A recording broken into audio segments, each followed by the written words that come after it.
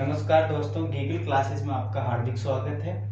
आज से पहले जो वीडियो था हमारा, उसमें हमने देखा था शब्द विचार। जो शब्द विचार थे उसमें हमने पढ़ा था कि कौन कौन से प्रकार होते हैं, जैसे कि अर्थ के आधार पे, उत्पत्ति के आधार पे, व्युत्पत्ति के आधार पे या व्याकरण व रचना के वाक्य प्रयोग के आधार पे। तो हमने इनमें जो भाग देखे थे अलग अलग, जो व्याकरण व वाक्य प्रयोग के आधार पे हमने पढ़ा था कि जो शब्द होते हैं विकारी। कौन से शब्द? विकारी। अब इन विकारी में हमने देखे थे कौन कौन से आते हैं, जैसे संज्ञा, सर्वनाम, विशेषण और क्रिया। तो हम इसमें से विकारी जो शब्द है, इनमें जो सबसे पहला जो टॉपिक पढ़ने जा रहे हैं वो हमारा आज का होगा संज्ञा। देखो संज्ञा क्या होती है, तो ये संज्ञा सम प्लस ज्ञा धातु से बनी है। इससे बना है सम प्लस ज्ञा। सम का अर्थ क्या होगा यहाँ पे? समान या बराबर। सम का अर्थ यहाँ पे क्या है? समान या बराबर। ज्ञा का मतलब यहाँ पे क्या होगा? ज्ञान का बोध, ज्ञान का बोध करना।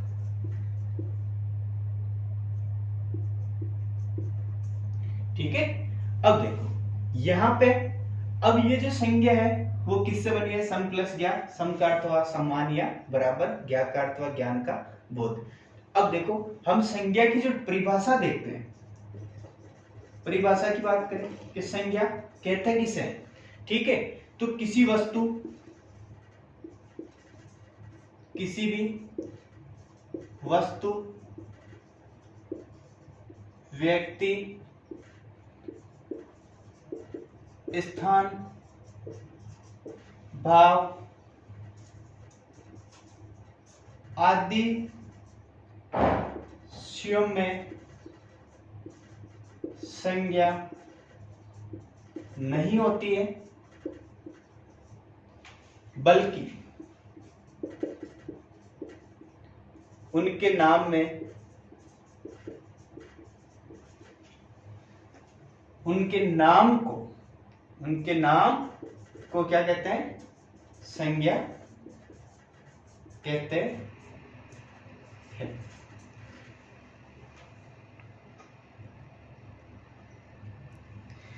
अभी हमने संज्ञा की जो परिभाषा लिखी थी, किसी भी वस्तु या व्यक्ति, स्थान, भाव आदि स्वयं में संज्ञा नहीं होती है, बल्कि उनके नाम को संज्ञा कहा जाता है। अर्थात हम दूसरे शब्दों में कहें तो कैसे कहेंगे इसको?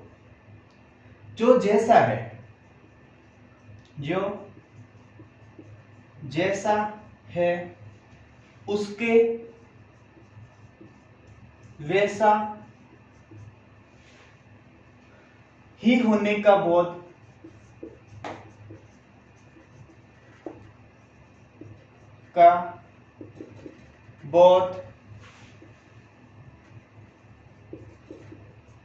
कराने वाले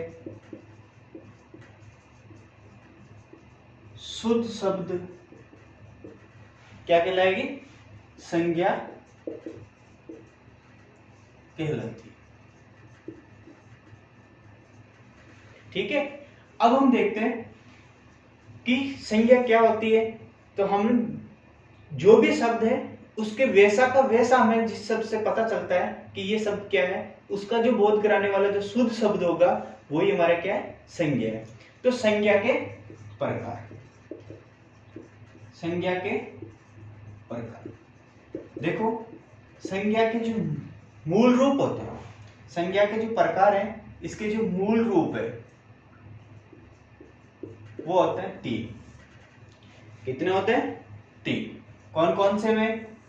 तो हम देखेंगे व्यक्ति वाचक। कौन सा हुआ? व्यक्तिवाचक। दूसरा हुआ हमारे पास जातिवाचक, और तीसरा जो प्रकार आता है कौन सा आता है? भाववाचक। अब देखो यहां पर भी कुछ लोगों को डाउट्स रहते हैं कि संज्ञा 5 प्रकार की होती है, बट हमारा जो क्वेश्चन है संज्ञा कितने प्रकार की होती है, तो संज्ञा मूल रूप में कितने प्रकार की होती है? 3 ही प्रकार करने हैं। जब ऑप्शन में जब ऑप्शन में क्वेश्चन कैसा है तो हमें क्या करना है, तो हम अभी देखेंगे, आगे देखेंगे इस चीज के बारे में। तो देखो यहाँ पे कुछ विद्वान जो लोग होते हैं इस जातिवाचक के दो उपभेद मानते हैं, ठीक है। जो 5 प्रकार बनाए हैं उसके जो ये 5 प्रकार नहीं है, ये इसी जातिवाचक के दो और उपभेद होते हैं। वो कौन कौन से होते हैं? वो होते हैं द्रव्यवाचक या समूहवाचक। दूसरा प्रकार कौन सा है? समूहवाचक। इसे हम और किस नाम से जानते हैं? तो वो समुदायवाचक, इस नाम से जानते हैं, समुदायवाचक। अब देखो हमने जो संज्ञा के मूल रूप देखे। अब जैसे मान लो आपके क्वेश्चन आ जाए, संज्ञा कितनी प्रकार की होती है?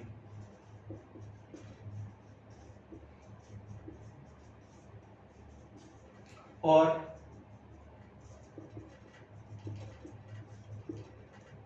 3, 4, 5, 2 और ऑप्शन मिले हमें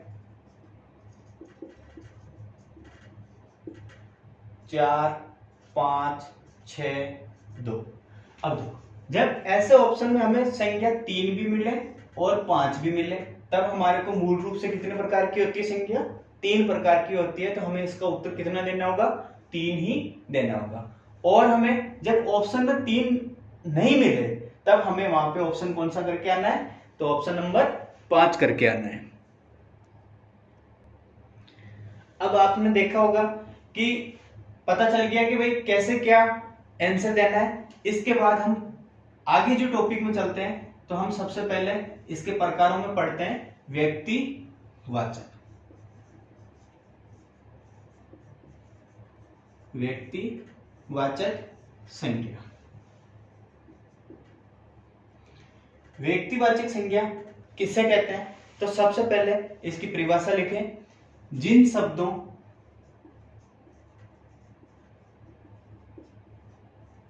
शब्दों से किसी व्यक्ति विशेष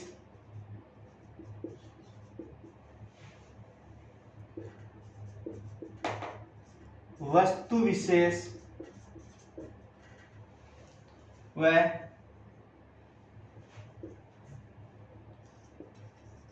स्थान विशेष को बोध कराने, जिन शब्दों से किसी व्यक्ति विशेष, वस्तु विशेष, स्थान विशेष का बोध हो उसे व्यक्तिवाचक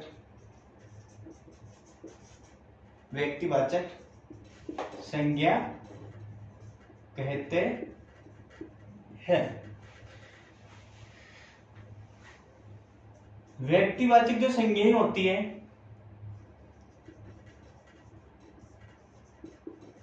व्यक्तिवाचक जो संज्ञाएं हैं सदैव एक वचन के रूप में प्रयुक्त होती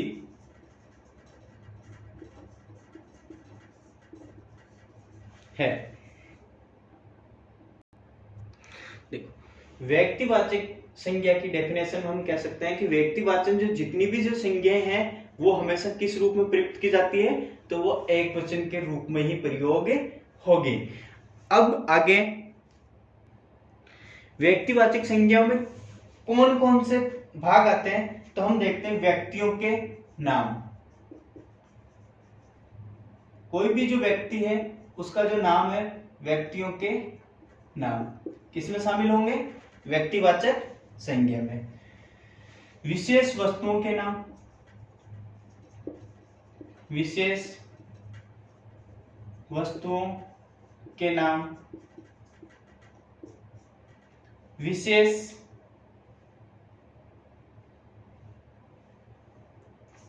वस्तुओं के नाम हो गया। नदियों के नाम, पर्वतों के नाम, महासागरों के नाम,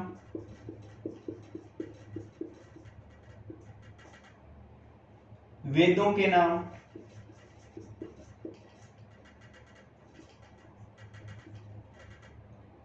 ग्रंथों के नाम,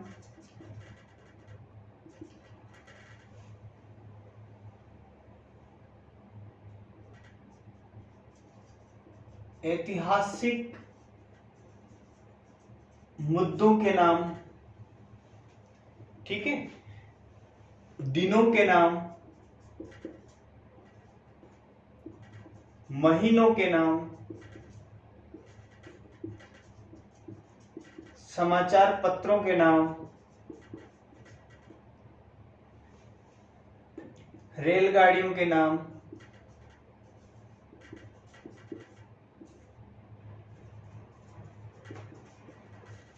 और स्थानों के नाम,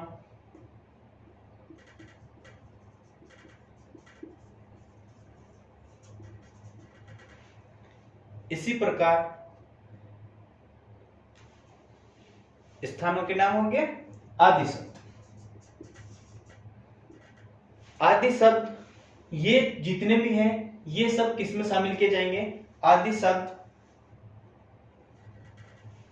शामिल किए जाएंगे। ये जितने भी हैं इन सभी को किस में शामिल किया जाता है? इन सभी को व्यक्तिवाचक संज्ञा में शामिल किया जाता है। आप इन सबको साथ के साथ नोट डाउन भी करते रहना चाहिए, ठीक है। इसी में एक स्टार पॉइंट बना के लिखना है। किसी भी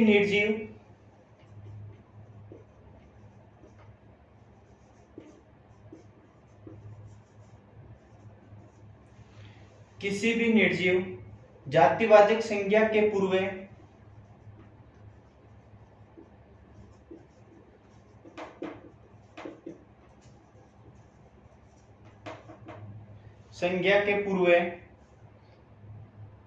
उसका कोई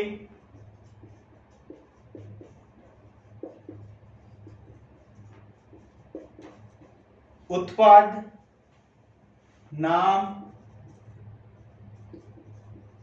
जोड़ देने से वह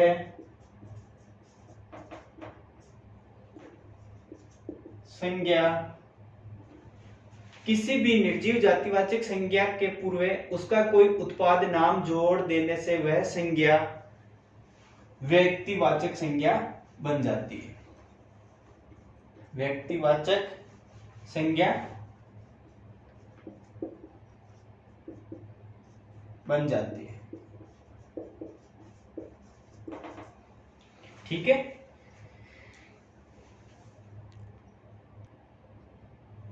अब इसी में ही आगे देखते हैं कि व्यक्तिवाचक जो संज्ञाएं होती है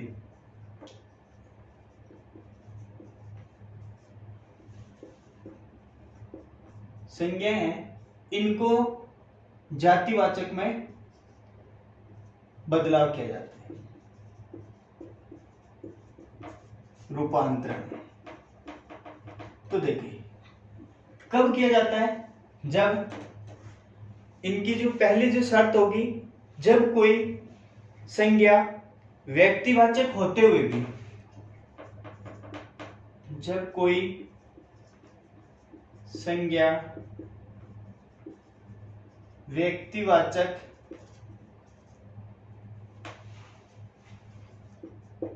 संज्ञा होते हुए भी उसके गुण और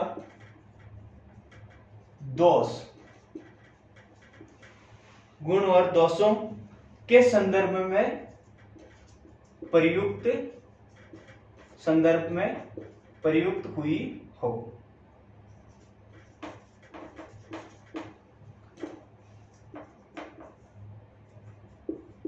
कोई भी जो व्यक्तिवाचक संज्ञा है उसको हम गुण व दोष के संदर्भ में जब संज्ञा को प्रयोग कर लिया जाता है तो वो संज्ञा किसमें बदल जाएगी, तो वो संज्ञा जातिवाचक में बदल जाएगी।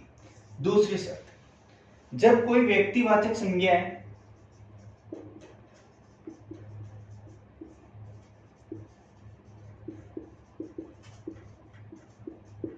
संज्ञा का बहुवचन के रूप में प्रयुक्त कर ली जाती है